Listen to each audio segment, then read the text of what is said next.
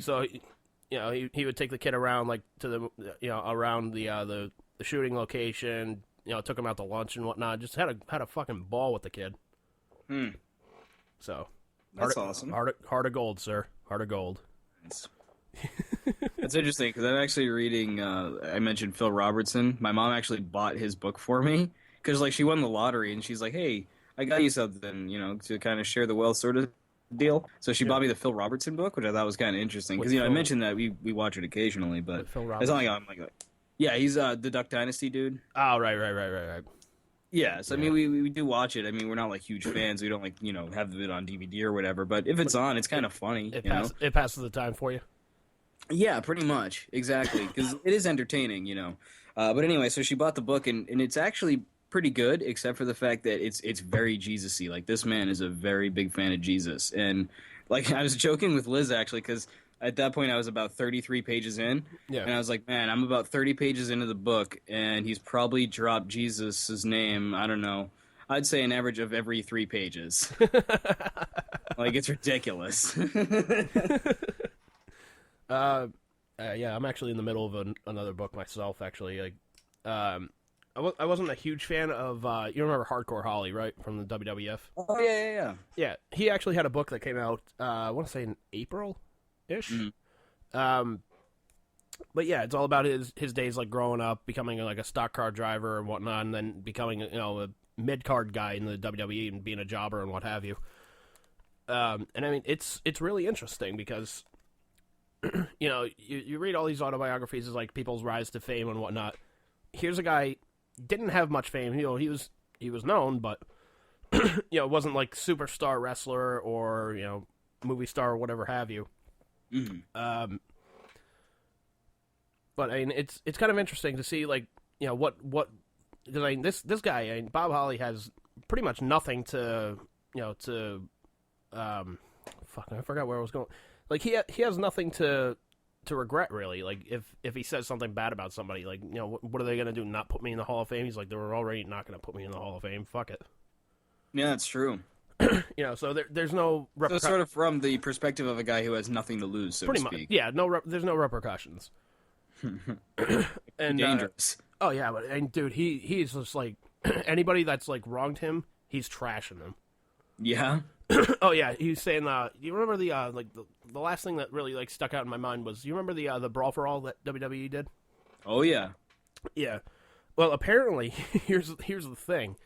Apparently that Bart Gunn eventually like won the thing and went on to face Butterbean and lose in 35 seconds at WrestleMania 15.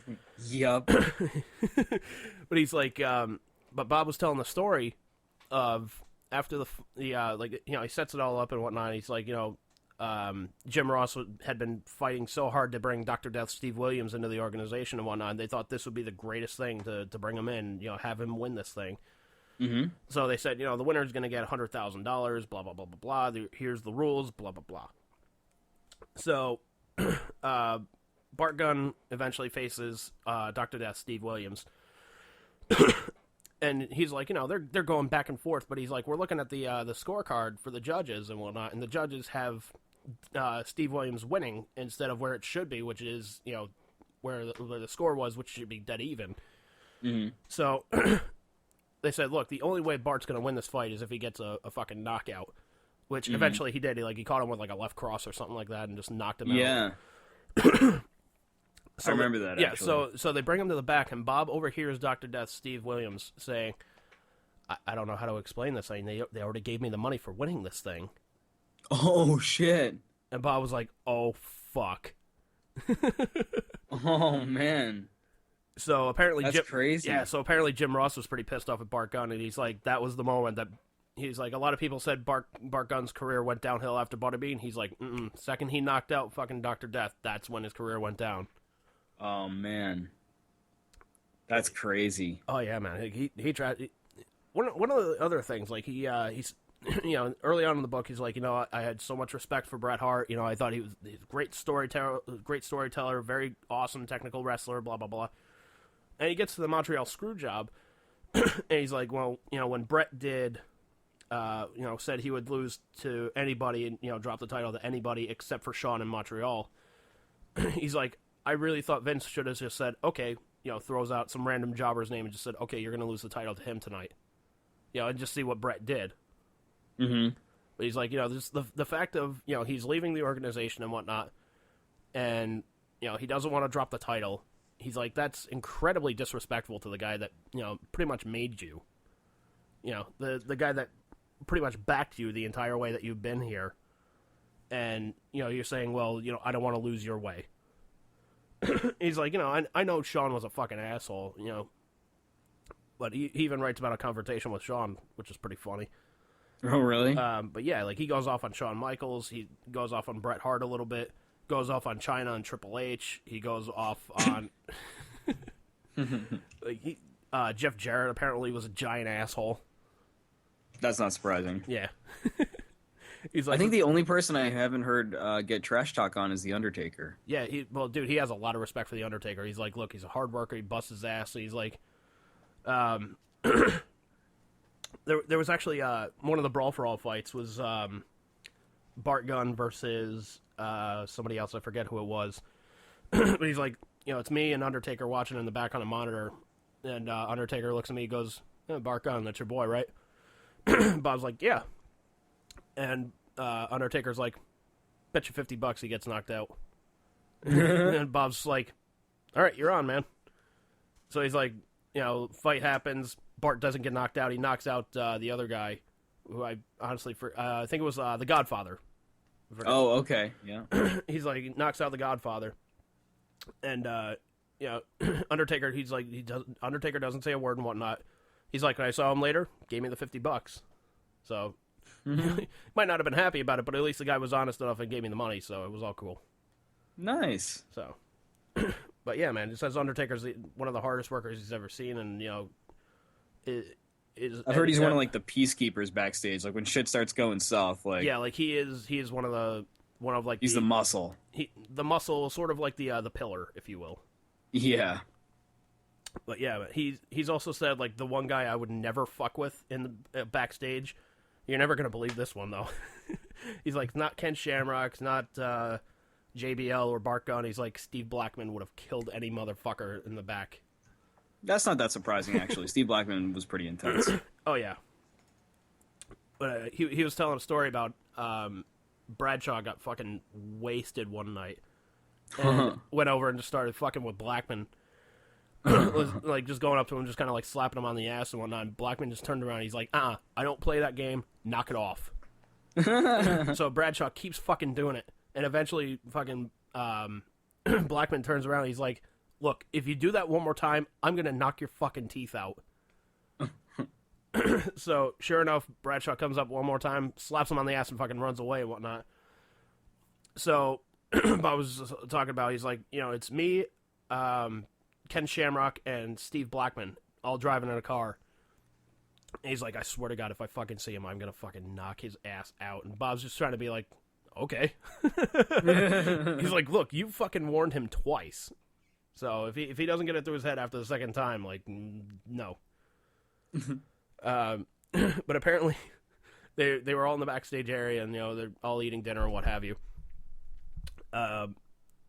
Blackman sees Bradshaw, stands up and just yells out, "If you got something to say it to me right fucking now before I kick your ass." And Bradshaw, he's like, man, Bradshaw had his tail between his legs. He's like, look, I just wanted to say I'm so sorry. I never should have messed with you. I thought it was all in good fun. I thought I was just playing around with you. Just thought it was all in good fun. I apologize. He's like, Blackman just looked at me, sat right back down, just started eating again. That's awesome. It's a damn good book, man. I'm going to send you a copy. Word. Cool. So. But I also heard about The Undertaker that he's the nicest guy. You got to bring that out. He's the nicest guy I ever met. He's the nicest guy I ever met.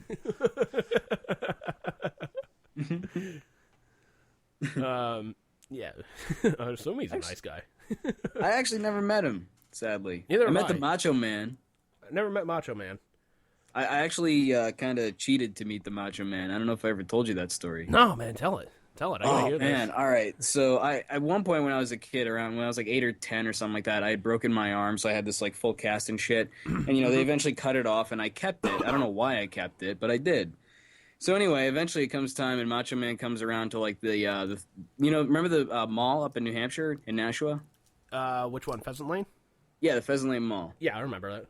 I'm pretty sure it was there. It was either there or the Burlington Mall here, but I'm pretty sure it was the Pheasant Lane Mall. And Macho Man came and did like a signing session and shit. Yeah. And there was no way in hell we were getting in line. The line was huge, right? Right. But we brought my cast, and I put the cast on and kind of held it against my body and kind of pretended that my arm was broken. And they let me in and brought me up to Macho. Macho signed the cast, and I went home with my fucking cast signed by the Macho Man. I just like walked out into the parking lot, just like, take the cast off, put it in the car, The problem with that was that I didn't think it through, and eventually that cast became so rank. It just smelled up the place. Eventually we just had to throw it out, which sucks because, we're throwing away the Macho Man's signature. The one that you worked so hard to get. The one that I worked so hard and faked to get. Yeah, I totally cheesed my way into the Macho Man's signature line. You know what Macho Man's thinking, like, as you're walking away and whatnot, he's like, that's the nicest kid I ever met. Oh, yeah. Yeah. He's like, there's no way that fucking arm's broken, brother. Look at that, he's shaking hands with everybody. What a douche. If only I made up a story like, Macho Man, I broke it when I was trying to drop the elbow, I was trying to be like you, man.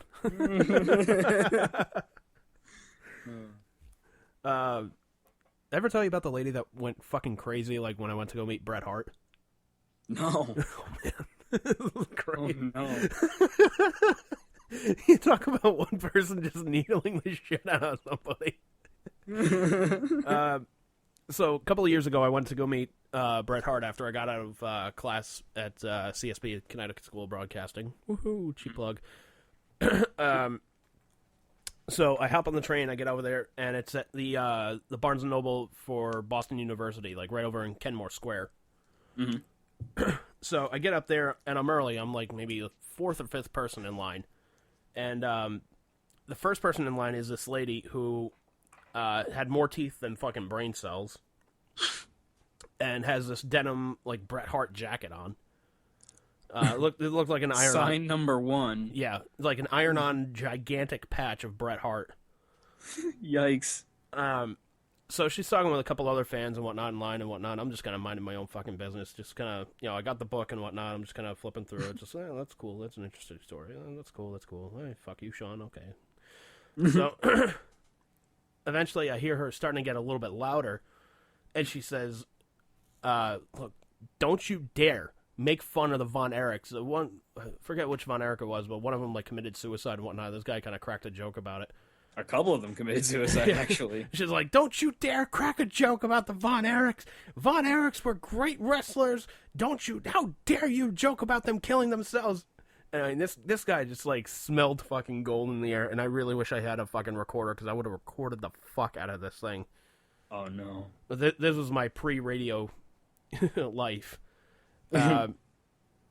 So she's just starting to get a little bit more annoyed and just starting to shout and whatnot. Eventually this guy just cracks another fucking joke.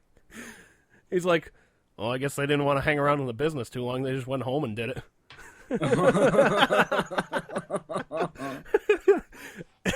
Dude, oh man, dude, you could see, like, just hate and fire filling up her eyes. She's like, if you say one more thing, I'm gonna fucking drop you. And I'm like, where the fuck is the staff to, like, calm this woman down? Like, where are the tranquilizer darts? Jesus, that's crazy. The guy's just like, look, I'm just busting balls, calm down. And she's like, no, I'm not gonna calm down. That's highly disrespectful. Blah, blah, blah, blah. And just going off, man. And I'm just like, this is fucking hilarious. Like, screw the book for a minute. This is way more entertaining. Yeah, like, really? Like, how do you put this into print? I want to see this. I couldn't exactly, like, bring my phone out, because at the time I had a flip phone. And, if I fucking whipped that thing out and just started recording and whatnot, it would have been incredibly noticeable, and somebody would have been like, how dare you, you're not recording me, blah, blah, blah, blah. Yeah, it is usually, pretty noticeable when you whip that thing out, Yeah, when I whip my, excuse me, when I whip this